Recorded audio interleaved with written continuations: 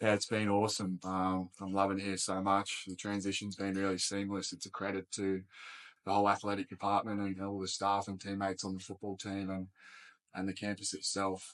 They've just made the transition, so easy, and I feel home here already. And then how has just the relationship with Coach Biagi kind of grown since you've gotten here? Yeah, he's a great guy, and even more to the point, he's a great person. He came and visited me and my family down in Melbourne at the start of May, and that just showed what sort of character he is. And yeah, I think we've got a really good relationship, and I can't wait to continue to grow and develop as a punter and as a person under his guidance. So the ball in the AFL, the Sharon, I think it's called. It's different material, slightly different shape. How much of an adjustment is it kicking at American football than Sharon? Yeah, so obviously the Sharons are a little bit bigger. I think they're made out of kangaroo leather. So the sweet spot on the American footballs is a little bit smaller. So there's less margin for error, and the balls tend to be more unforgiving if you don't hit them in the sweet spot. So I guess that's why Pro Kick Australia are so good at what they do, because they ensure that we're really able to transition from kicking the Sharons into kicking the American footballs.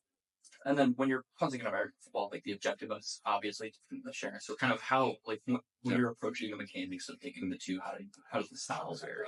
Yeah, so obviously the skills are quite transferable, but at the same time, Pro Kick, the coaches really do a good job of breaking down your old habits from Australian rules football and then sort of almost turning you into a robot in a way, to try and build up the muscle memory and the biomechanics of kicking the American football. As obviously the aim with punting an American ball is to try and kick up for hang time as well as distance, where as in Australian rules football, you're trying to get the ball to your teammate as fast as possible. So you're trying to sort of, dart it close to the ground. So in terms of the technique, you're definitely trying to involve your hips and your glutes more to get that extra power and generate more hang time.